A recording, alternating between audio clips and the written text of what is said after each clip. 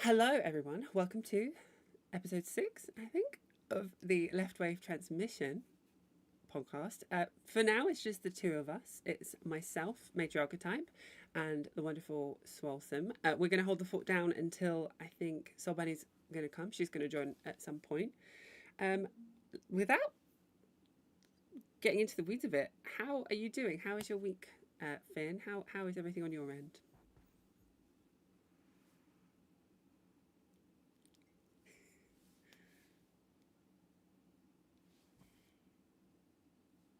Yeah, we're all just tired.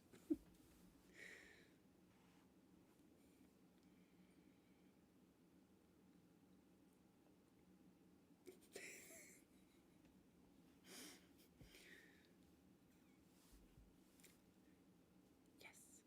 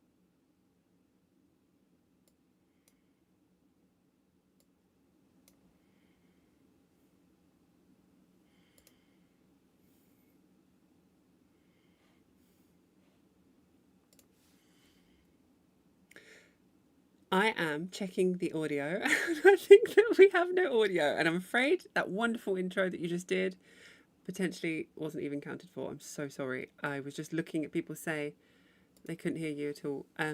Bear with me. Oh, goodness me. Um, why every single why every single week? I'm so sorry. We'll definitely maybe even start again.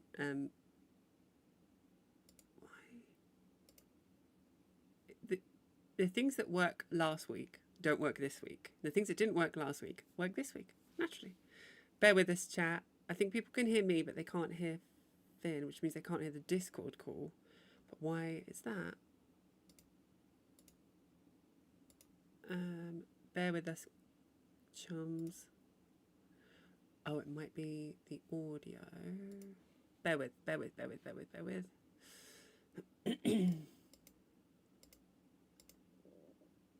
Ooh.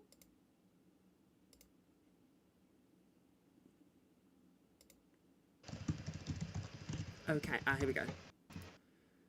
I think All good? that might have helped. And I've also tried to turn up the general audio. Sorry, gang. Right, try that again. Let us know, does that work? Gosh sake. Can everyone hear me now?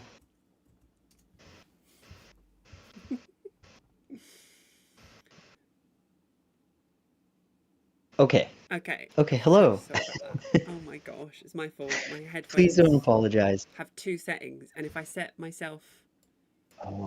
to like the audio. Anyway, it sounds like you're there. Sorry to ask you again. Could you do that wonderful intro again? Because I will just probably actually just start again the podcast. I'm gonna cut down this on our channel. So let me start from scratch. Hello everyone. Welcome to the Left Wave Transmission podcast. This is episode 6. And Soul Bunny's on her way. For now, it's just Finn and I holding down the fort. Finn, tell us again how are you and what you're promoting this week. Yes, so I'm doing well. I'm tired. I'm doing too many things all at once, but ultimately can't complain given the state of the world. And that segues right into what I was saying before is we are still promoting campaigns for Maysara, Mani, and Sophie, who are in Gaza and South Sudan, respectively. And I just really wanted to encourage people to.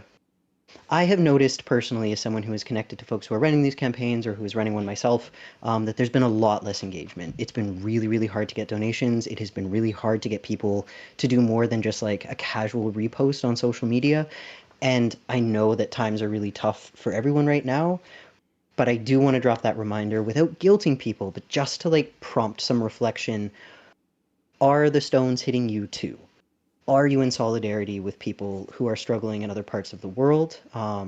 And again, you know yourself. If you yourself are, you're a disabled person in the United States, right now, maybe this is not directed at you, right? Like you know your own situation better than I do. But if you are somebody who has capacity right now, please keep showing up. Keep showing up for people in other parts of the world who are experiencing this imperial violence, because the powers that be rely on us to check out and get fatigued. So if you can, please donate. If that's not an option for you, there are other ways you can help. You can reach out to the people who the campaigns are for. You can connect with them directly. You can share them in direct messages. You can share them in your communities. It's not just about reposting on social media. That tends to not really do anything. You have to actually engage. You have to give people your words if you can't give them your money. Give them time, give them focus, create that culture that continues to acknowledge these things as important. Please and thank you. So we will be linking those in the description. Maybe we can do a pinned comment as well. But that's it. That's it for me. Thank you for listening. Yeah, pinned comment is a great idea. And yeah, you're Cool. completely right. I think the fatigue of things can really creep up, can't it? But that's how they win. Totally. That's how they totally Yep. win. Yeah, 100%. Well, with that in mind, we've got hopefully I've forgotten his name. Oh my God, so what's his first name? Ahmed. I don't want to say Oh, it. Ahmed. Ahmed. Yeah, Yeah, yeah, yeah. Ahmed should Yeah. hopefully be jumping on at some point. We're just organising times. And I spoke to him though. He's really going through it. It's really hard. It's still happening out there. It's heartbreaking. Um. So, but that kind of leads into the next topic because I wanted to open up by talking about Noah Samsen. Why can't I do names today, everyone? What's going on with me? We're having a day, We're having y'all. a Like full day. before we started recording, things were already like just words were not wording Words were good. not So wording. I'm bear with scared. I'm us. scared. Um, yeah, fully. But I want to talk about Noah Samsen. We have actually something positive to talk about for a change, and that leads into um Ahmed Soso. Is it Ahmed Soso? What the hell is wrong with me today? Yes. I Ahmed Sarsour. Yeah. because I see Project Soso and then I can't remember his first name. Because Noah Samsen has officially, I don't say won the lawsuit. The lawsuit was dropped. Is that the right lingo? I think that's happening I against, think so, yeah. yeah, against Ethan Klein. Which, you know, if you follow this circle, if this you follow this community, you've been following that going on. It was a huge, or still is a huge ongoing kind of wave of lawsuits from Ethan Klein to various smaller creators, which is a big full circle moment. If anyone knows the original Ethan Klein law, like he won this copyright lawsuit and it was at the time quite groundbreaking, and that own lawsuit was used against him. It's very like you either like, you know, die the hero or grow up to become the villain. It's very that. Um, so but Noah Samsen released a video recently this week saying that the lawsuit's been dropped, and he talked about kind of some of the stuff that you can't say if you're kind of kept in the lawsuit. You can't give all of the juicy details, and it all came out, which is really interesting to see. And I think like I want to talk about pride, but I'll kind of come back to that in a minute because it does look like Ethan Klein's more worried about apologies than he is actually about the copyright, which we'll get into. Goodness, But yes. to like just segue from the project so like a lot of the legal fees that Noah Samsen raised that isn't going to be needed, the surplus of that he is going to donate to that project, which I think, going back full circle, when the original lawsuit was declared, Noah Samsen did that huge, charity stream for charity for you say not charity, yeah, for mutual aid to send um, over to people under genocide in Gaza. And I think even that just says so much more about character and about choices that we make. And it was basically him saying, if you sue me, I will find the money, but you could be actively doing things for Palestine instead of what you're doing now, Ethan Klein. And that Yep. ties in very ironically with something that he said, Noah Samsen said in his kind of explanation video. Oh, we got somebody, hello. Hey. Um, he said that like he asked something like Ethan Klein asked them to declare that Ethan Klein and his wife are pro-Palestine and they've never not been pro-Palestine or some absolute crazy stuff like that. Like, what world do we live in? This is just crazy. But anyway, more on that in a second. Hello, Soul Bunny. Welcome to the podcast. How you doing, my darling? I'm good. Sorry, I woke up from a food coma. Lovely. I was out for like Was Okay. it 3 hours. was it good? Was it good What food? food was it? Yeah. Um, it was Panda Express, so it's not even all that. But Oh. you have to be in Good America comfort to know what food. that is, unless it's in Canada too. I don't actually. I'm familiar with Panda Express. I don't think I've ever actually seen one, but I am also weirdly out of the food loop. Like I've never eaten Taco Bell in my life, and there Same. are Taco Bells in Same. Canada. Like I know they exist. Same. I've never had a Taco Bell. Yeah, So sorry, that's I a don't, huge I don't There's want problem. to one in Osaka that I've never been to. Yeah. look. There's a viral, funny TikTok of a British person having Panda Express, and because this is in America, and you just see this like the British guy like fuck me daddy like all excited how good it was, and we're like, oh okay, It's damn just y'all over seasoned there, I don't know food. what y'all having over there, but anyways. Yeah. Yeah, but Yeah. anyways, what were we talking about? So What did we I miss? You were talking about Ethan Klein. I heard yeah, we were that they just were. opening with the Noah Samson's video about the lawsuit being dropped and the kind of success we're kind of celebrating as a community because Mhm. that was something ongoing for Yeah. a while. But I was going into the details of some of the stuff that Noah Samson dropped about how like I was just saying about how Ethan Klein like at some point, I mean I'm paraphrasing, don't quote me exactly, but he basically asked us like asking for a lot of apologies from creators and like asking for them to be declared as like not against Palestine, which is just like such an absurd request. So I just found that like irony and the kind of I don't know, it's so much more about like reputation and like ego than it is Yep. actually about like anything else. Like so I don't know. I just found that interesting. Did you all hear the same thing? Did you all see the same video and stuff from Noah? Yeah.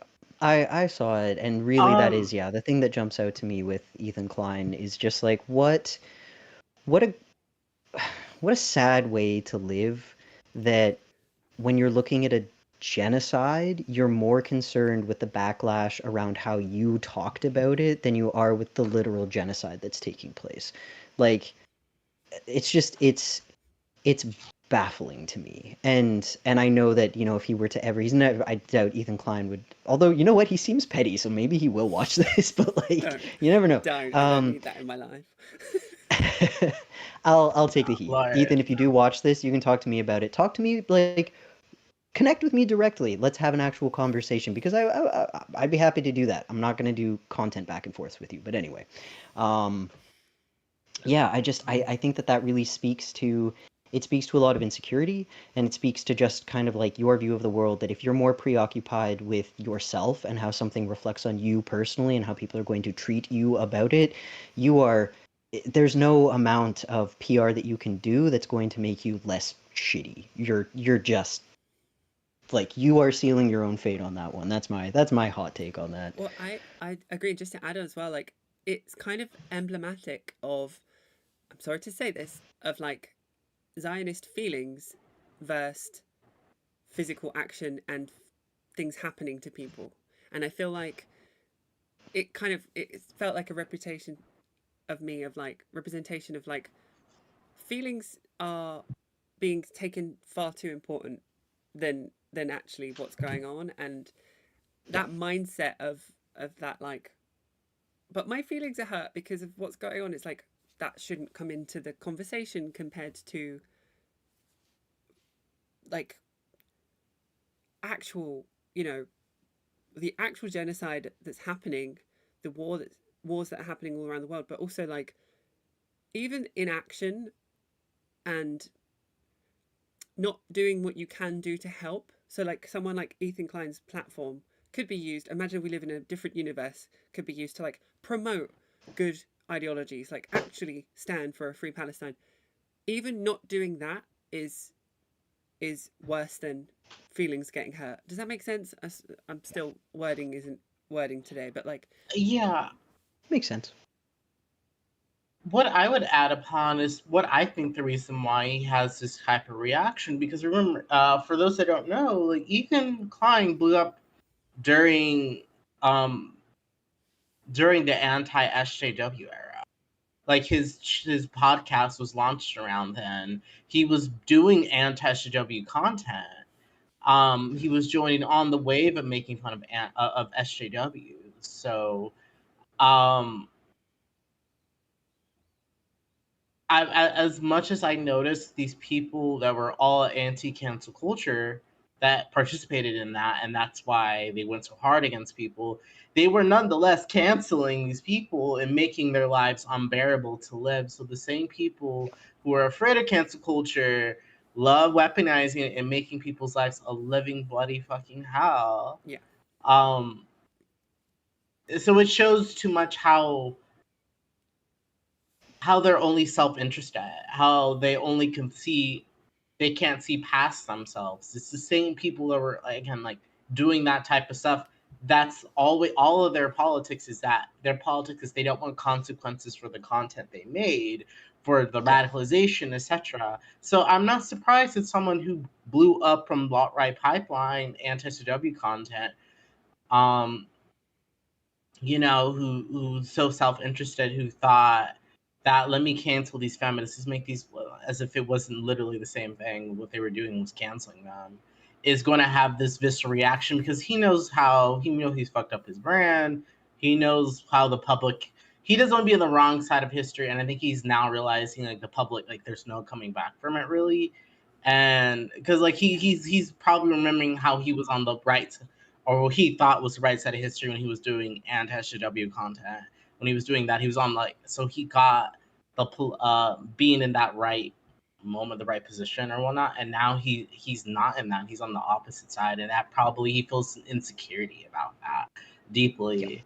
And I think that's why he acted so irrational, because he could not control being on an immensely wrong side of the history, and he just spiraled and he just kept going and going, and he bled through, I'd imagine, so much of his finances just being vindictive. I feel Yeah. like yeah, there does seem to be, sorry, just a quick point. There does seem to be a sunken cost fallacy into what he's doing and has done with all of these lawsuits, and it's like there's no way back out. I don't know. That just seems to be the vibe. But what were you going to say, Finn? Honestly, I mean something similar like that. Yeah, that he's scrambling to try and gain favor with an audience again, um, and really just I was gonna say generally as a rule, bearing in mind that there's always exceptions, but if you are part of a movement or ideology that is disparaging other people for their immutable characteristics or completely innocuous behaviors that are not harmful, you're on the wrong side of history. You might feel right in that moment, you might be gaining a lot of views, you might be gaining a lot of attention, but you are definitely on the wrong side of history if you are instrumentalizing other human beings that way. And I think that Ethan Klein, because Ethan Klein had a moment for a while there where he was really cool about trans people, where he was one of the few people who was speaking positively about trans people. But given his track record and especially his behavior right now, it I don't think any marginalized person who actually kind of pays attention to the way systems of oppression work is ever going to trust him again, because why would they? He's just going where it's like Tucker Carlson. He's like a lesser version of Tucker Carlson, who people are acting like, "Oh, you got to hand it to Tucker." No, you don't. Tucker is a Nazi. You do not have to hand anything to him at all. Like, that man is horrible. He is just going where he thinks his audience is going to give him what he wants. These people are just manipulating the crowd around them to, like, for self-preservation, for personal gain. It's never about actually being on the right side of things because you care about the human beings who are impacted. 100%. But we have a success for Noah Samsen, and I think that that's the main thing for me. I think, you know, it's nice to see the lawsuit was ruled out with we can't remember the legal jargon and words aren't wording today, but it can't happen again. Oh, with Basically, prejudice, with I think? prejudice. That's it. Thank you. Oh Yeah. my gosh. I It can't, also don't know legal jargon. no, yeah, just don't come to us for legal advice, okay? Yeah. But yeah, so Definitely it not. won't it won't happen again, and that's it's kind of a nice feeling as well. I know there are a few lawsuits left, but I think also Denim's won her one as well. So like, I don't know, Mm-hmm. kind of wonderful. I mean, obviously common sense. So like, it feels like it's not really a victory because it's like obvious that these things would have get ruled out. But in this world we live in, it's nice to know that you know, things sanity is still saning in the legal world. But like, yeah, I don't know, just taking a positive where we can in this crazy world we live in. If there's anything else to say, let's go for it. But I've got other stuff we could talk about with the UK that's going crazy. But are we going to move on? I am I curious. feel like. No, so Bunny, go. Oh, sorry, you go. You go first. No. I was going to move us on. You're I want to so hear provocative. what you have to say. Yeah, I was gonna move to a new topic. Because maybe you guys were trying to save the juiciest for the last, but Oh God, I what else wanted is to there? talk about South Carolina. I don't know about this. Ooh. Yeah, neither. Yeah, go. When you Tell said us more. when you said there was tea in the juice bowl, I was Lindsey like, Graham. oh yes, Lindsey yes. Graham died. That's when I heard Oh, about South right. Carolina. I was like, what? South Carolina? Uh, I forgot where he was based. Yeah, me too. yeah, Yeah. Lindsey Let's get into it. Graham. Take it You away. Oh, know, that our was so. favorite closeted senator, his nickname was Ladybug. That's what they called him. I'm not even Right. joking. That was his nickname, Yeah. Ladybug. So, I'd forgotten about and then that people story, and I'm always so made a sad it's joke. back in my mind. Did you Sorry, see please go on. the famous, well, not famous, the influencer, the trans influencer on, I know her from Instagram. I don't know her name. I should find it before I say that. Mhm, I think it's like Jamie Says or Jamie's Smiling or something. Who did like a story mhm, that's gone viral because she talked about how Lindsey Graham paid her in the pre times. I think I'm ad libbing here a bit, to do certain things that were under an NDA. But it was so surreal watching this like random influencer I follow on Instagram having her story read on like Hassan Piker's live stream. It was like, oh my god, the worlds are colliding, the worlds are colliding, because she's like so totally separate community. But it went super viral, her story. So I don't know. Did anyone see that as well? Let me find her. Yeah, because like she said that he paid for she's the reason he's the reason why she's not in debt That was and it. student loan Yeah, debt because he yeah. paid for her tuition when she was pre-transition. That's it. So yeah, which that See, was wild. So I think people bit by bit have been sharing the stories. This is something we all knew, but I think it was just more that confirmation that we weren't gonna get till he died. He, but you know, which like is it's crazy to it me definitely because shook the table. even like Sorry, keep going. an NDA that runs out when you die. Surely though, okay, I'm not on the side of NDAs, but someone explain it to me. How is that still not really harmful? And like, would you not want to cover up everything past that? I mean, he's got like a wife and kids, right? He does, but these people are the kind of people who will like sell out their own children for personal gain. So that doesn't really surprise me, honestly. Like he was more than happy to Fair. destroy so many lives that why would he care? If he's dead, like it's not going to impact him personally. Like that doesn't surprise me at all. That Oh, actually that's seems true. pretty in line with the rest of his behavior. That's so immoral that I I couldn't grasp it, honestly, but you're right. You're right. I think I just need to say that the funniest bit he ever did was responding to that reporter asking about Mitch McConnell by saying, I don't know, I'm going to check on him right now, and then dying. That was funny. That was like the most clever he's ever been, I think. I didn't know that happened. Oh yeah, yeah, it's good stuff. Can we also say about like Yeah. civility politics? Because I see a lot of people being like, "You can't speak ill of the dead." I'm like, he was a piece of Yes, we garbage. can. Like, yes, Yeah, you no, fully fuck Lindsey can. Graham. Yeah, war criminal. Yeah, I hope it was Yeah. awful. Truly. He got away too Like, easily, in my I hope he opinion. had a bad time. Like, Oh, he's awful having a person. bad time right I now. didn't He know got that. a VIP spot in hell. I didn't know that about Mitch McConnell though. That's so funny that he was like, "I'm gonna go check on him. He's alive," and then Oh, fully sorry, passed. Lindsey Graham. Lindsey Graham, yeah. Yeah, I sorry, know Lindsay, all the we good get our dick goes evil to heaven, Republicans. so. Yeah, that is brilliant. No, Do yeah, how he's long do we gone. But think? yeah, Do we think Mitch McConnell is also dead in the background and they're hiding it? Because I see that a lot, and I'm like, I don't know. That seems like a lot to do. well, something I just think so. came out like a couple days, like was it yesterday or today that like some Republican senator had said that that was an old that behind the scenes they're saying that's an old photo. Yeah, I have seen that of him and his wife. I So imagine. Yeah. there's that. I don't remember him looking that lively. Let me be real. I don't remember his face looking that nice and like he didn't have that much collagen in his cheeks. He looked a little No. too lively there. Hasn't for a long That's time. not like you just came from being sick. You would not all of a sudden have like a post sick glam, glow up. I He got just don't really. That's not really how I would have got if he was in a damn hospital bed, croaked up. But that don't even look like a hospital room where that's taken. He just like he's on a couch, on a chair with his wife, and like honestly, for all they know, I feel like they're that insane that they would go chat GBT or AI something and just put that out there as proof of life and had a chat GBT written statement and just tell us we don't have to take it and they're still gonna play it. Because it's like this is because I think Mitch McConnell's death thing is them trying to test out how they're gonna do Trump if Trump were to croak, oh, how long can they get away with knowing he's gone? So I feel like Yep. the things that, like I wouldn't put nothing beside us. I feel like they're testing what they can get away with, how long, how many weeks so they can maintain so this was this. whatnot, what power, etc.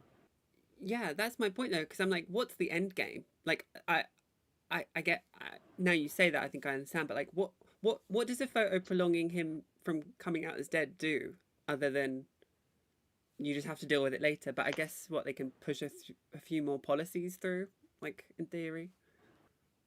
Yeah, Well, they well, I think. can't because he's dead. Because now there's two of them. Lindsey Graham gone. Well, they Yeah. quickly within the next day they sworn in his sister. They sworn in Lindsey Graham's sister, who has no political experience, no Wait, what? education, no nothing, no government, no nothing. Just What this, wasn't like elected? the governor is like, Oh god. no, well, because we have these things where, so which is it's wild. So in Kentucky, where if a senator were to pass away or something, they would just appoint someone for their seat for the rest of their term and have them Oh, finish, and but we they would have that still have here. Okay, a special election because that's they'll still have a crazy. special election. Um, but what's it called? But they in Kentucky they went and because when the Democrat won in 2024, the everyone went and stripped that power from Kentucky's governor positions because they were Democrat. But in South Carolina, because they Republicans control all forms, they still have those powers to appoint someone. So within the next day, they Wow. had someone in that seat filled, and then they're going to have a special election. So one thing I do say, what's the positive about this is that it gives, even though most likely the Democrat that's running opposing them is probably a corporate Democrat, but that's one less Republican vote in the Senate potentially. So she does have a chance to win in a state that, sadly, because when it comes to like the South, place reason like someone like Mondani won't win is because the what Republicans' strategy is to strip away powers amongst so much part within the state and with certain positions and within the cities and mayors and whatnot, what they can to minimize the amount of power you can have. So that's why a Mondani wouldn't have as much impact in a place in the South because they purposely weaken those positions, Right. everything. Um, That makes sense. so yeah, so there's a lot of so that kind of environment. That's why corporate Democrats usually excel in the South because they're working against such an extreme tied down state government that, and a lot of them are fear mongered. They fear mongered communism. I mean, that's the problem with a lot of America leftists, is that we have such a deep red scare that you'll have people who identify as social democrats because they're anti-communist. I mean, that is the basis of this, is that they're afraid of the word communist, so they feel safe with the word social democrat because they still believe in capitalism to a degree. So even though communist is the last stage of socialism, but like they don't want it to get to there. They just kind of want their reformed capitalism. They just kind of want that. So, but I think a social democrat could win in the South, but I think there's that deep red scare that really does prevent places like the South, unlike in blue states that doesn't have as intense red scare because we just don't have these Republican roots where those candidates tend to win more. But that's why you're seeing them being placed in every other state but there, other than Tallarico in Texas. They're everywhere else because they know right now they're just, with the Department of Education to fund it, this is probably the money is better spent in putting them in other states, candidates like that potentially. But outside of the reality, but that's kind of the states. So that's what they're dealing with in like South Carolina, is that they're going to have a special election, and then it's going to be whoever the Republican for that primary and the Democrat go off in November. But yeah, so that's the other reason why I think that's the reason for Mitch McConnell, because they would have a special election for his seat. That's what they're Right. Yeah. because So they don't want have to do they that want to for like. Lindsay. Is that what you mean? Oh, they have to do that for Lindsay Oh, because they have to do that before August 11th. Oh, I see. So they put his sister So in between yeah, it. Oh, I'm sorry. Not me not yeah. knowing So anything. that's the thing for Kentucky as well, August 11th. I Right. don't think they like, if they were to miss that date, they would still have a special election. But the one they have so far, their usual programming is to do it by August 11th, typically. So I think what they're trying to do is they're thinking they're probably going to be done. Just waited out that long, past that, and they're like, oh, we're okay now, and they think that's going to prevent them from having to like have a special election because they're just not physically fit to be able to run.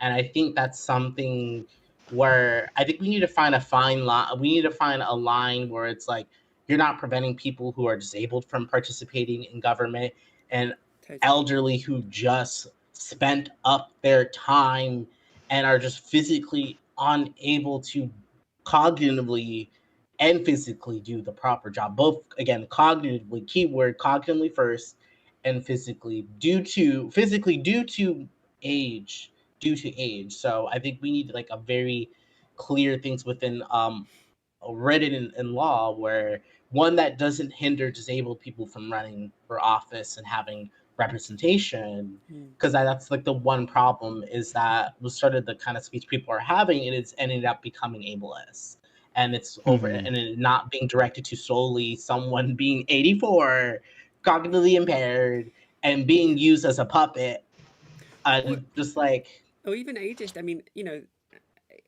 age is obviously a factor, but like if you just can't cognitively do the job, that's one thing. But like there could be other 84-year-olds out there that can do the job, and Oh, they can carry their Dr. Gary can. Miller. Yeah, but you're right. Um, It needs to be not exclusive of disabled people. I think that's a really good point. Sorry, Finn, what are you going to yeah, say? I totally interrupted you. I was just going to bring up Dr. Gary Miller in Danville, I think is where he is. Forgive me for not knowing my U.S. geography states, it's very fine, it's thoroughly. all good. Yeah, but Most he Americans seems don't know theirs either. that's fair. I'm not even joking, but continue. He seems genuinely wonderful, older man. You know, I think he's a cardiologist or something. And he is, if I'm understanding correctly, like he was down there at the Juneteenth. He's a white man, older white man, but he was down there at the Juneteenth celebrations. He has been specifically like one of his big things is building sidewalks for various communities that do not have good accessibility. And for him, like disenfranchised communities, which are in the area, predominantly black. He's like, no, no, no, these people deserve the same services and care that everybody else gets. They're getting, and he's like really good at dedicating the municipal budget to serving those communities. And he's an older fella, and it's you definitely want to have those laws written in such a way that you can make sure that people who are doing a good job and who are bringing the heart that we need to that kind of work are able to then are able to do it. I think because I do worry about, it's like if you wouldn't let this person maybe, Drive a car. and Yeah. like handle a knife in the kitchen or drive a car, for like non-physical reasons, but like Yeah. cognitive reasons, if that wouldn't happen, they probably shouldn't have the nuclear launch codes. Is just kind of how I feel about that. But ultimately, like the biggest thing about Trump, and this is something that worries me a lot in to kind of like turn it on leftists for a second, but something that worries me a lot in leftist spaces is I see people going after Trump a lot for being incontinent, for being fat, for being physically unhealthy, for being, for cognitively, like the man is clearly senile. He is not well. But the thing that makes that aspect scary is that he's a Nazi and megalomaniac who is also not well, right? Like, I find that there are a lot of people who, and I'm not saying this is what you were doing, Soul Bunny, it's definitely not, because you like specifically brought up the ableism, but I've noticed a lot of leftists attacking him for things that it's like, guys, he's a pedophile Nazi. He's like the worst thing a person could be, and you're going after him for his disabilities and his body shape. That's wild to me. Like that's unbelievable. So when I'm thinking about, like just ableism and electoral politics, it's like even people who are otherwise progressive in how they talk about it and approach politics, it's like y'all have a lot of work to do. There is this a group of leftist creators or creators in general, but the leftist versions stick out to me because it's like you should know better, but like it sticks out that I watch very carefully when they're critiquing even people on the right and how they critique them when they're considered as talking about the enemy, what they pick up on, and the use of the word bitch when talking about right wing women, or talking about their appearance and how that woman is like past her prime anyway. She's a right wing nut job. She's past her prime. I'm like, ooh, ooh, ooh, red flags, because like if if you're talking about the other side using those things in your head as pejoratives, you have still not undone so much of like that. And like, I mean, we spill the tea here. I can say names if you want, but one I will say recently because he's on everyone's firing line. It's Carl Kalinske. How he talks about I was just gonna say that. Oh my I think god, what psychically was in so my head? funny. I was thinking the same I was like, person. she already knows. I might as well say it. The way I, he talks about people, Same. and it's like dark woke. Yeah, we're all on the same page. The way he like hides under the flag of like dark woke, and it's like, but that to me is a paradox, because if you are dark woke in the sense that you're like, I say the real thing, but I'm woke about it. It's like, but then you haven't awoken at all. You are still asleep to the injustices. So it's an oxymoron in my mind. It's like you can't pick and choose what you care about, and the kind of ableism, the ageism, talking about people's weight and body image and stuff under the compass of like, but they're right wing. It doesn't matter. It's like that's it's just as bad then. I'm sorry. Like the Hmm. so I completely agree, And and well done. I'm so glad that I'm in the it right space also that we all agree. it neglects the thing that it all boils down to, I think, which is really like it's classism and white supremacy. Like it's classism and white supremacy, Yes. and it neglects that angle of it, that it projects this idea that, oh, boomers are the problem, old people are the problem. But I've been to a lot of political events, I've been to a lot of protests. It's boomers. They're there. They are there. What you mean are white affluent boomers. That's a Yeah. very specific group of Yeah. people. You mean white boomers with money. That's who you're talking about. And And even those, like the number of like when I'm, because I am actually, you know what? I shouldn't say the political party that I work with while I'm on like the internet, because, just Judge My yourself. opinions are my own. Keep it safe. But anyway, the political party that I work with here in Ontario that I volunteer for and everything, there are a lot of old white people who have money and are spending that money where it needs to be spent while they advocate for a government that actually does the same, right? Like those people also exist. So it's important to actually look at the common denominator, which is the wealth and the whiteness. And I think that it's very telling. I'm not saying like this isn't because we've kind of gone after Kyle a few times now, and I think it's important. From what I've seen, Kyle Love it. Like, I engages watch with everything he criticism, puts which out. is a good Like, thing. he, Oh, same. Like Me I too, watch his though. channel he like a That's the lot. Yeah, wild covers part. the We news. all Let's just do. make He that clear, gives us the Carl. news. You're like I've he always said. does. Yeah. Let me just say this in brackets. I always say like any heat I have for anyone on the left is still far better than anyone on the right, and I think that is something as a disclaimer I always try and lay down. Like any heat I have for ContraPoints is nothing compared to anyone centre or centre right. Like as a disclaimer. But sorry, Finn, carry on. You were in the middle of something. No, all Oh, and good. In one thing fact, to like, add, be real yeah, quick, is that we just want to we give you these critiques because we want to see y'all do better because we Exactly. engage with y'all content. And Yes. that's why we want y'all to do better. That's literally it. We're not here to jump nobody. We're not here to say delete your Come on the pod, platform Carl. or stop covering the news. We're just like, hey, Yeah. like, Well, and like there's different ways to word things. But continue. Sorry. I sorry, don't yeah, want to. sorry. I just wanted to make sure add upon that. But okay. no, that's just it. Is it's like when people are giving criticisms like this, it's specifically like I'm not gonna give a criticism to JD Vance about the way he talks. I'm not gonna criticize Asmongold for the way he talks because I know that they're pieces of shit who can't do better. I know that they're people who don't care about people. The reason that I feel comfortable criticizing other leftists is specifically because I know that they align with like progress and with wanting to do better and wanting to understand these things, and I genuinely believe that they can.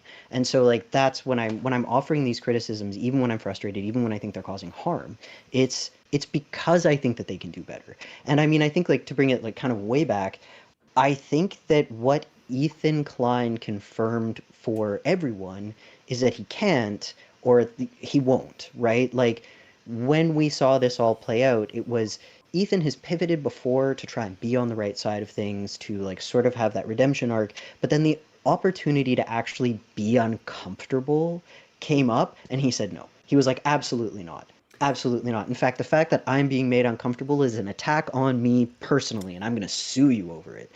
Like, that's the issue, right? Is that's kind of what indicates whether or not someone is really aligned with leftist principles versus someone who is just using leftism because they're just going where the attention is, right? And I do think Kyle is someone who aligns with leftist principles. I think Hassan is someone who aligns with, very much so aligns with leftist principles.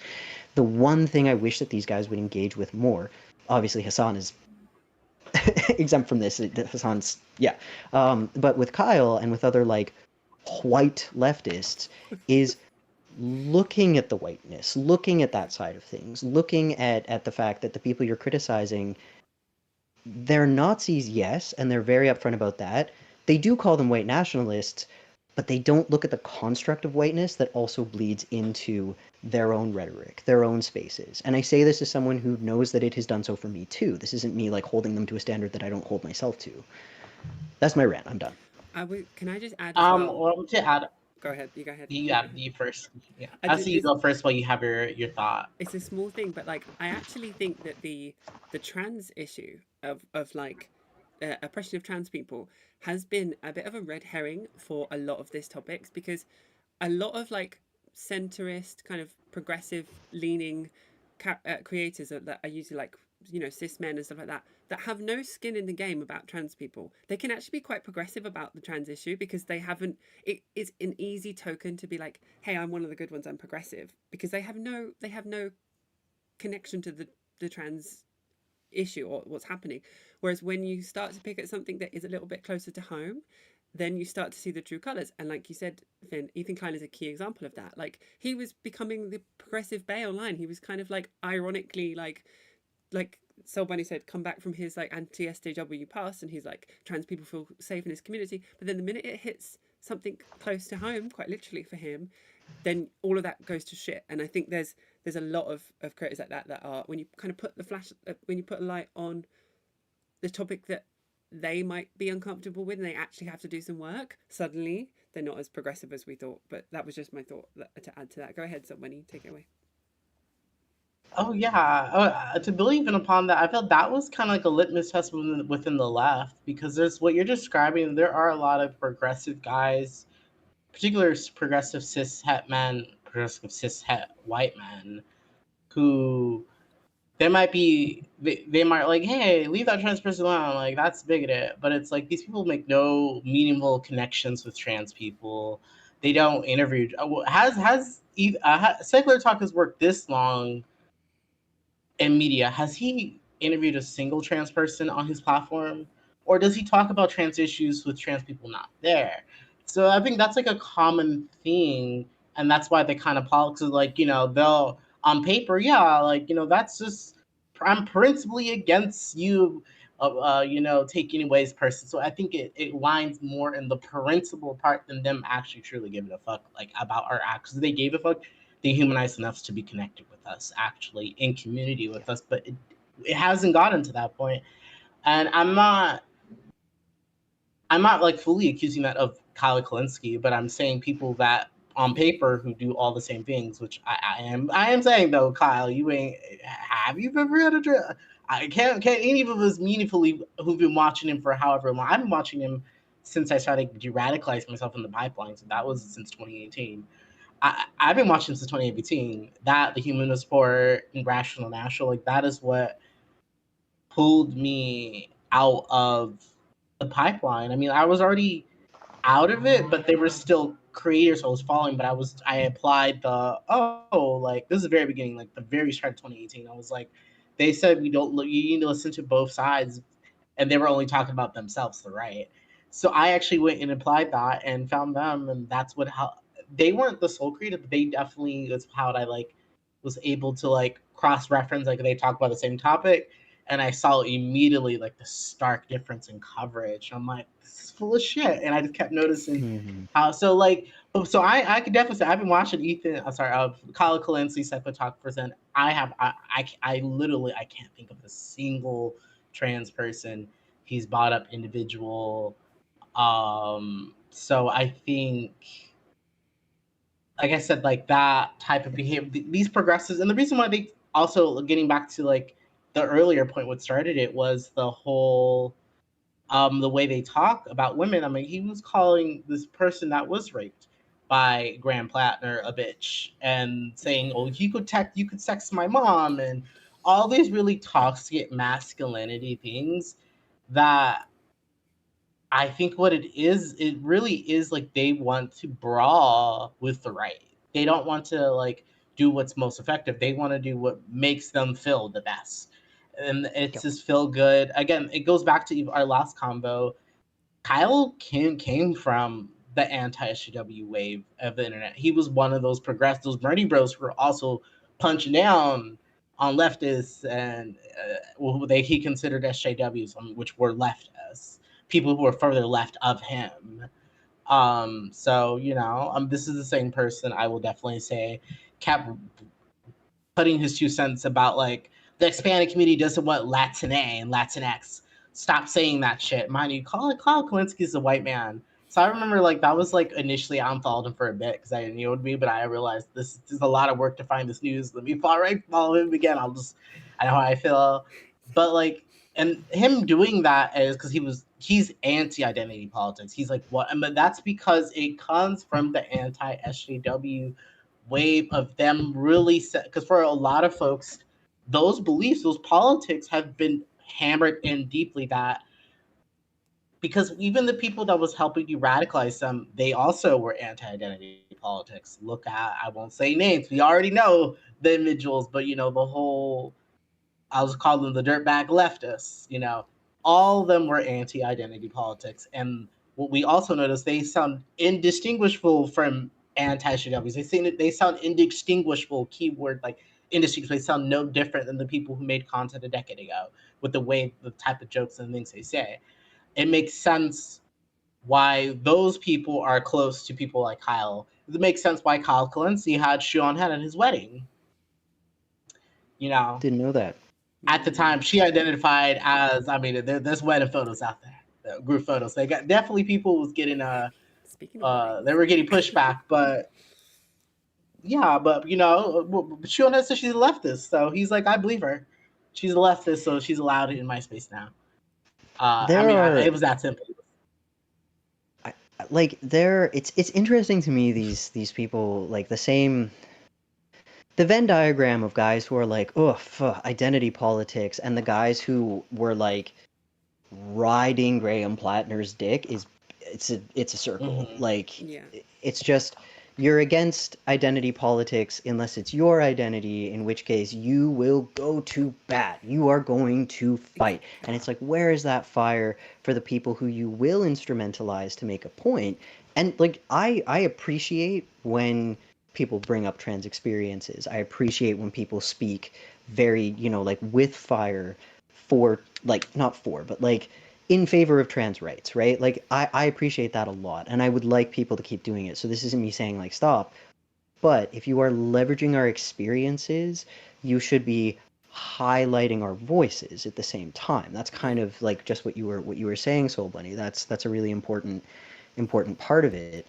And the other thing too that just really gets me about the, oh, that's idpol, like, oh, it's identity politics. It's like, yeah, politics are like, identities are politicized.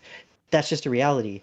And it really bothers me that the same guys who are out here saying, like, oh, well, make sure you read Marx, like, read this, read that, and they're throwing all of this like communist and socialist theory at you. Cool. Have you read the Combahee River Collective's work? Have you engaged with Black feminism, where the term idpol, like identity politics, actually came from? Because if you just read their explanation of identity politics, you might have a different understanding of it. Like, you might have the opportunity to apply this in a different way. And it's not about proving you wrong. We're all wrong about stuff. It's about making you better. And if you just go to where these ideas come from and consider why exactly they got turned into something that you are now afraid of. You've seen, we mentioned Red Scare earlier. We've seen the way that things that are good for people, that things that contribute to progress, that things that create better futures are stolen and turned into this like horrible, scary, oppressive thing in language, elite capture, right? Like we see that happen all the time. Identity politics is a great example of it, embedded in the left. More people need to engage with that. 100%. At the end of the day, I don't want to hear anything about identity politics from cis white men. I just don't want to hear. I'm sorry, your opinion is void, but Carl But see, Kalinske. that's identity politics saying that. Ooh, but that's what they would do. I think that's the problem why we But can't have the progress. But this is it. It's like I don't want to. It's like I don't know how can I say it. Like I don't want to hear about poverty issues from someone rich. It's that. It's like you can't be at the top of the pecking order and then say the pecking order doesn't exist. But yeah. One last thing about white ahead. identity politics, but you say what you gotta say. I was You just gotta going to say. You say, want to like, say it first? Carl Kalinske again, like we said, this isn't an attack. This isn't attacking anyone, like, on the left. There's a difference between leftist infighting and, like, we're, like you said, like, leftist consciousness betterment. I don't know if that's, like, it makes sense as a term, but, like, we just want to improve. Like, that's what I want to see. But, like, come on the pod, Carl, if you somehow see this, or Ethan Klein for that matter. No, Ethan Klein cannot come on the pod. But yeah, go ahead, somebody. What were you gonna say? I think we'll make progress when people admit this entire time they've been pushing white identity politics. Once they understand, the same people that have been saying it acknowledge that they love it when they see a white man representation out there, big, strong, beardy, toxic masculinity white man. That's the identity politics they align with. That's what they push for. That's what they literally put their behinds. They will risk their career, their risk their political the value in people believing you're in your judgment. Risk that. But it's because people, a lot of, I think the segment we're fighting is a segment that believes in white leftist identity politics. I mean, we just had this one candidate who said out loud in a text that that what's holding us back is the black establishment Democrats are the ones that are holding us back. Are the ones that are holding white leftists back. He said literally white leftists. This That's is another crazy. candidate that the same. I think this. I'm not. He's associated with Plattner, like that same group of type of like energy, and we're expected to just all follow behind him. This person who's out and proud saying that he's going to call on it using the same rhetoric. The establishment is attacking me. Any critiques that we have within the left, they just run to go say, "Well, the establishment is attacking me." We're not going to get anywhere if that's the rhetoric we're going to keep getting when anyone has to say anything that's like, hey, that's a red flag. And you can't have woke without black people. You can't have woke without trans people. That is no. What the hell you mean the white leftist community? Leftists like going like it is just wild. Like it's Speaking just of, so that's where we're at. All right, keep going. It. You go. Ooh, I was going to Louise, say, no, you, I've got but I another have topic about. thoughts. I've got another topic about being attacked by the establishment, but it's a new topic. So you finish this by all means. Go ahead. Go ahead. Go ahead. Oh, just today I saw. And to be fair, like person came back around, but this is not my thing to forgive. Um, I've seen a lot of white people do this thing where they're like, they bring up Fred Hampton, and they're like, Fred Hampton saw past racial lines, and they're using Hampton's story to get to a post-racial space, right? And it's like you're erasing the part that a black man did that. The fact that he is a black man who had his roots in black socialism and revolution is why he was able to do that. It's Yeah. why. And so we need that expertise. I know I went off about this last time, but we need the expertise of people who have never been inside white hegemony. That's the leadership that is actually needed because they have insights that a white person just cannot have. A trans person has insights that a cis person simply cannot have. So you need to center that expertise. And for me, like, I understand some of the reasoning, the way that people, like this group of people are like, well, if this demographic of voters, young white men predominantly, oh no, actually like Gen X white men, but just white men in general, skew more conservative and they like, a daddy figure, then we need to run a daddy figure too. And it's like, okay, I see that reasoning. At the same time, it's basically like saying, they're all pooping themselves real bad with a really awful untreated Giardia infection. So what if we also had just like a little bit of Giardia and we're having like lesser diarrhea? It's like that's the weirdest reasoning. Like why would you go to we What? need to be more like the thing that is ruining everything That's rather than pivot to we need to center different perspectives entirely. I'm done. was they going to say that's what happened with the election.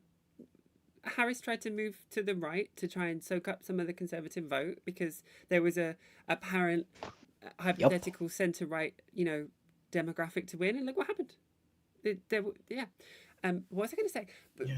just to add to what you were saying about like why we call for trans people to take a seat in some of these conversations and why it would be good to see Carl Kalinske have a trans person on a bit more to talk about these issues. Like, there are journalists out there doing amazing work on the ground, like Erin in the morning, constantly covering what's happening, is because it Ooh, also yeah. acts against the dehumanization campaign that's happening to us, lest we forget. Like, I see like two cis white men talking about, or just two cis people talking about the trans issue, and I'm like, great, I would feel comfortable going for a drink with you or a coffee, but are you adding to the humanization of our entire community? Not really, because you're having a conversation without us there.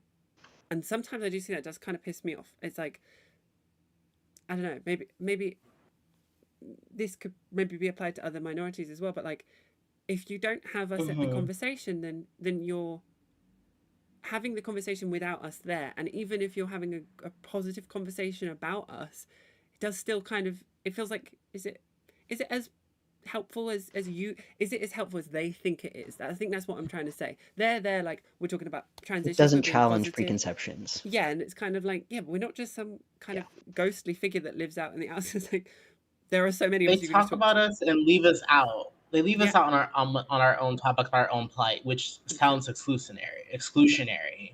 That's I think that's kind of more what it yeah, is that it's like you reject us even when talking about us by not having us there exactly. and being comfortable with it staying that way. So I mean, that's kind of like one more thing before I've almost removed completely. It's all good. Emma Vigeland. Did y'all see? Did we talk about her that one line that she made post Grand Platinum where she's like, "I don't care if AOC or Bernie Sanders is a secret Nazi, as long as they vote right and are a tool for progressives. I don't care." I didn't see that. And Oh, that was debated intensely on the leftist mafia, that segment, because Matt Bender is from Majority Report, and mm, sadly David from Rational National also was defending it and said, I got what she meant, what she said. And immediately the BIPOC cast and were very like, and that's just so tone deaf to say, like, because when you have like a BIPOC audience, um, we care about that. We do give a damn about if there's someone's a secret Nazi, because they're going to be doing a real case. They would be doing Nazi stuff. So no, we don't want more of them. We already that's have also enough of them.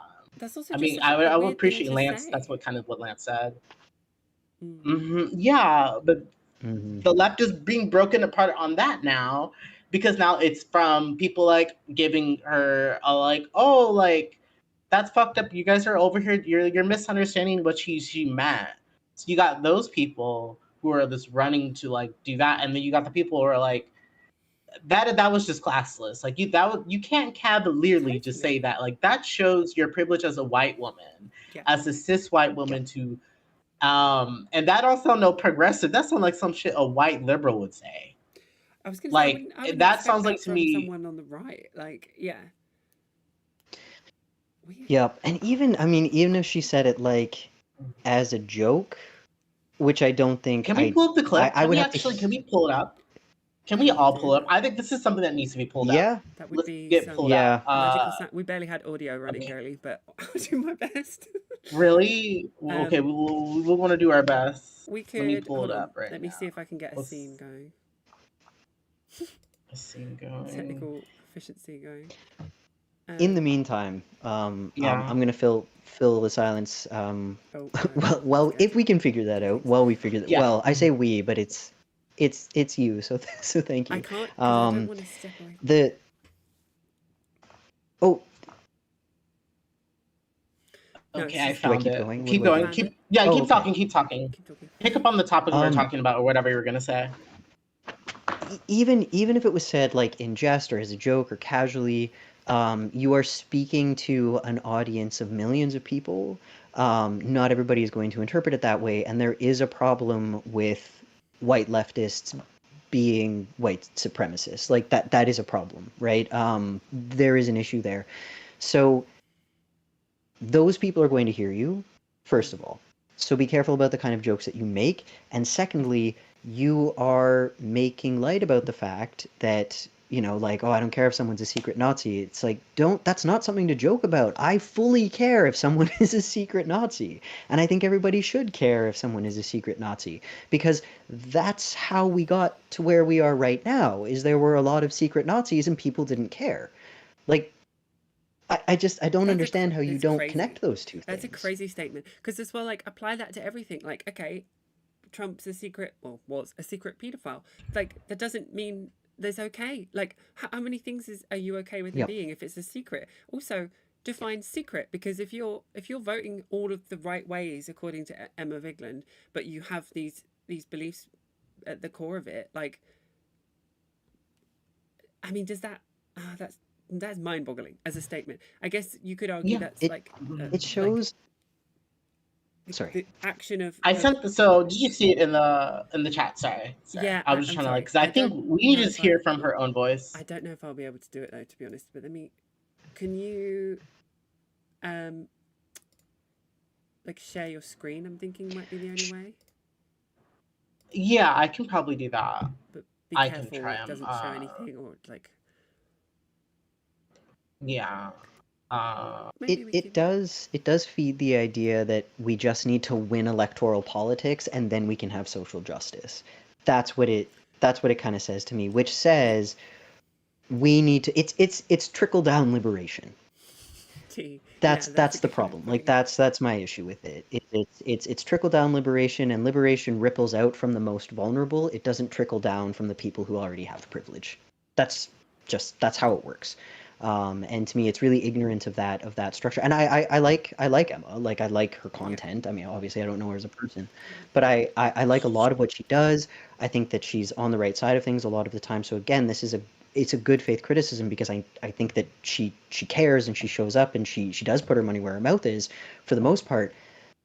That was a messed up thing to say, and it projects the wrong idea about how liberation is actually achieved. Okay.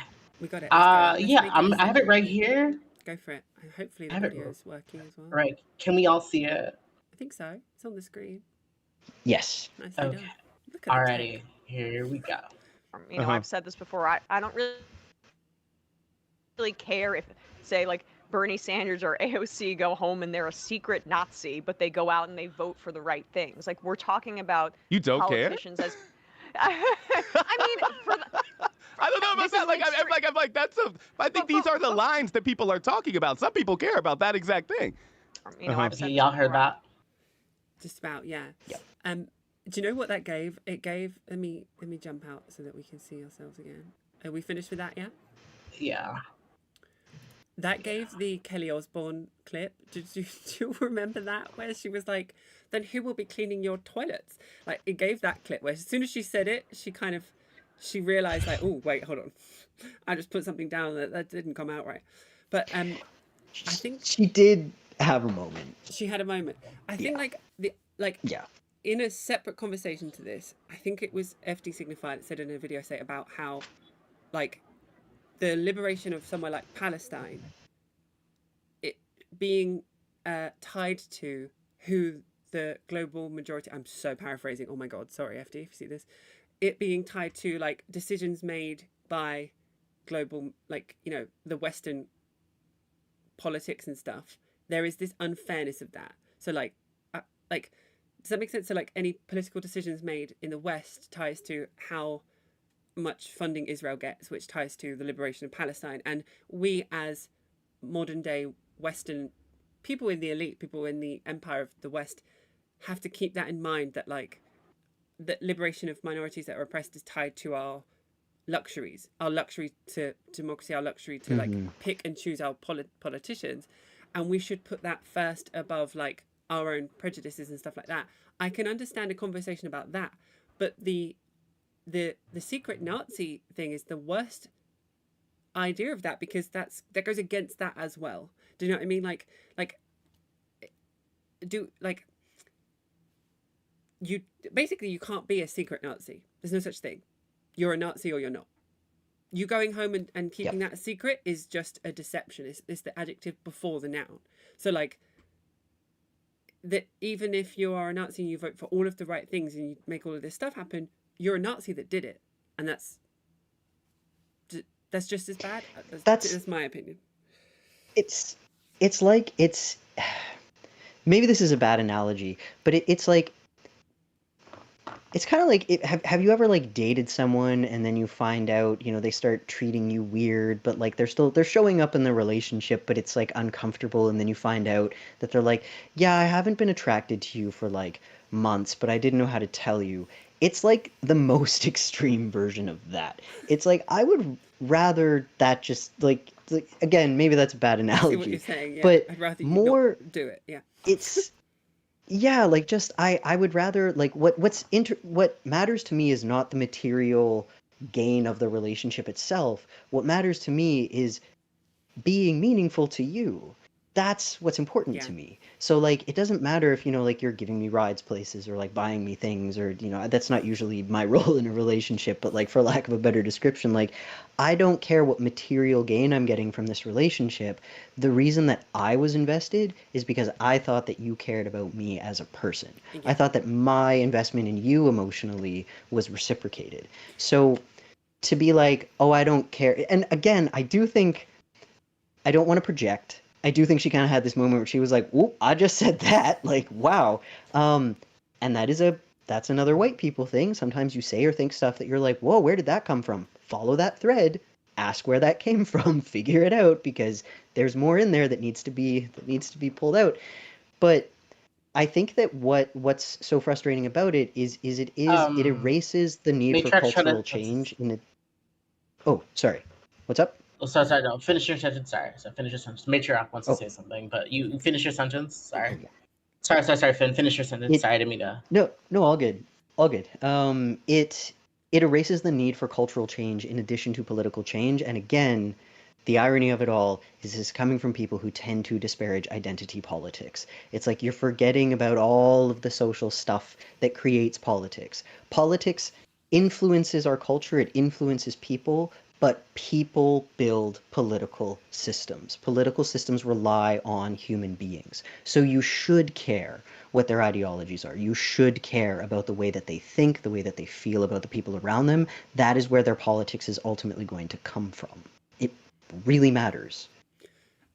I completely agree. And I was ironically, so Bunny, I was going to say, like, and we also have the luxury as white people to be discussing about this. And I wanted to hear what you wanted to say, so Bunny, about this, because there's an innate, like, I think even listening to our opinions of it now, Finn and I, like, how can I put it? Like, I'm going to tread carefully so my words aren't wording today, but like, we have the luxury of even having that discussion of like the idea of what Emma is saying, because that's like that is out of the question as a debate for most people. Does that make sense? Like, and like what you said, so Bunny. So like almost our discussion of it, like even being plausible or not, was like almost in bad taste in a way, because it's like that, like the action behind the meaning behind the action versus the action are important to us, but like we shouldn't really have gone first there. It's basically I was gonna say, like, obviously From my Fair, yeah, sorry understanding about of that.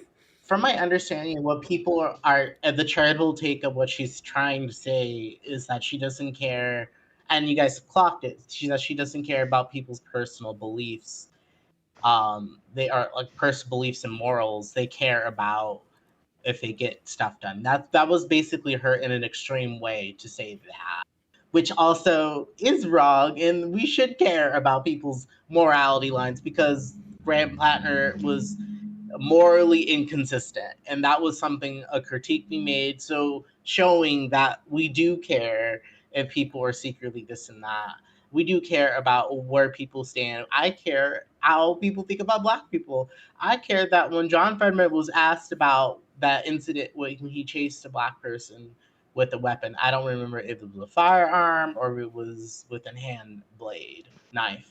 I don't know what it was, but when he was able to get away with not being pressed on that when he was asked it. I don't know. I don't remember if he left the interview or no. I don't think he left it. I think he's like, I'm not answering that, and they were able, and people just moved on.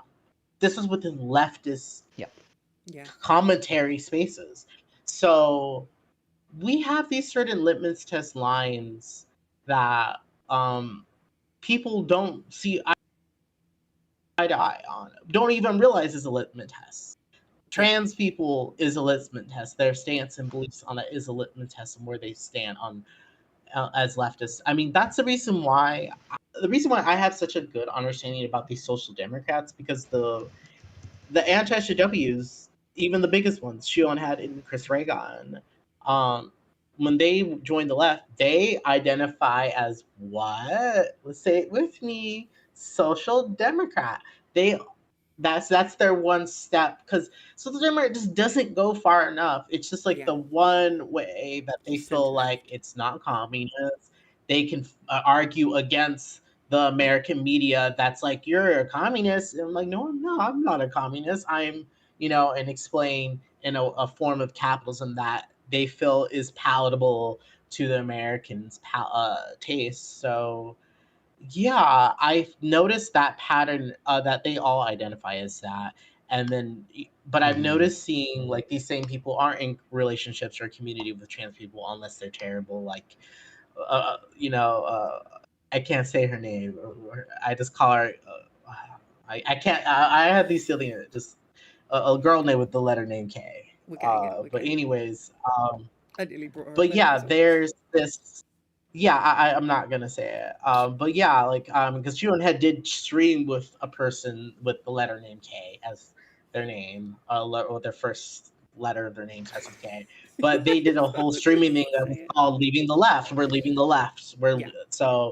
And it was over people critiquing them about being ignorant and like them saying they don't believe in identity politics. So Well, again, it all ties back to the same rhetoric. We're fighting the same thing. So you have these people who identify as social democrats who haven't really evolved as deeply as they thought they had. That's what we're seeing. I think that's kind of what I'm noticing. These people that do identify as social democrats, there's a lot of themselves they haven't reflected on, and that's the one logical, mathematical way that seems most logical for them to go to that. That was the people that were corrected, but the behavior wasn't. The behavior, what's it called? The behavior was certain behaviors or beliefs were fixed, but certain things weren't corrected, which is the reflection that they just didn't have. So the Yeah. true behavior wasn't corrected; it just was yeah. fixed. You know. A lot of people leave the left without ever actually getting there first, and that's because they come up to that point that's uncomfortable. And then they're like, "Oh no, fuck that. I'm not doing that." And then they leave and it's like you never got You there. never got here. Yeah, You never that's such a got good point. there. Yeah. That's such a good point. Like the Dave Rubens of the world, or even Anna Kasparians, like they, I can see that. Like I feel like, as well, like not someone that claims to be there either myself. I've still got so much to learn, but like the fundamental belief of like everyone is equal, every life is equal, to me I hold as like the core. And you have to then unpick so many things that we get taught, especially as we get taught as white people. I, all different elements of social demographics that we have to unlearn to actually get to that core belief. Like I was brought up in the 9/11, like my dad was a policeman. I had a lot of Islamophobia just built into my life that I had to unpick, things like that. Like you say, they get close to, I almost have more flack for people that they get, they understand that they have that stuff to unlearn and then they walk away and choose not to. I almost judge more harshly than people completely on the right that are like tinfoil hat conspiracy. They almost like, in my head, I mean, I'm making up this person, but like I have had conversations with people on the right, not far right, just on the right, that are like, if you talk to them, actually, they kind of are on the same page about like, I think everyone's equal. I just think that like, there shouldn't be money in politics. You're like, that is leftism. What the, or like you have a conversation about like, I don't care for trans, just don't. And I'm like, okay, that's actually, I kind of agree. Oh my God. Compared to the like people that get closer to learning there's so many inconsistencies in the structure, in the status quo, but then kind of want to maintain it. I kind of find that more fucked up. Do you know what I mean? Than someone being like, hey, the system is really bad and so many people are oppressed, but maybe we can make it work. It's like, no, I find that worse. I'm sorry. I find that fucked. I find that really worse than someone that doesn't even Chat get and that the system's listeners, broken. tune in next time for the That's ContraPoints episode. no, Jokes, that's but I do like have to truly. get going. By the way, I do have to get going. Yeah, we're I ready. had Okay. I reached my time. I was supposed to leave at 6:30. So I For gotta sure. get going. Oh, This was a good But I episode. want We to got say this loads was covered. there was yeah, there was so much, and yeah, I'm sorry I sidetracked us. I know you had. I said no. one thing and it turned into a big discourse, No, that's the but it point. was You're the Nita. host. You're the That's how host. this works. Yeah. I like it. I'm here for Conversation. it. Well, and we have a lot to be positive about. So ending it on a positive note. Noah Samsen's lawsuit was dropped with prejudice. Liam, With no, with Lindsey prejudice. Graham. I really can't word today. Lindsey Graham is no more. Won't be long before Mitch McConnell follows him. And other good things happening. Any other positives this week? Anything else that's happened that's good? New York, the state of New York, I think just there's a moratorium on data centers. There might be an asterisk. I haven't looked into it thoroughly, but I did just see an announcement about that. That is huge. That's very good news. I will, on another day, we should just have a Zora Mamdani episode. I'm just in love with him. amazing. He's my mayor. Anyway, on that note, have a wonderful week, everyone. Thank you for sticking around to the end, and take care of yourselves. It's crazy out there, but we will see you next week, hopefully at the same time. Well, we'll see. Schedules be scheduling, am I right? Take care of yourselves. Have a wonderful week, and goodbye for now. Lots of love.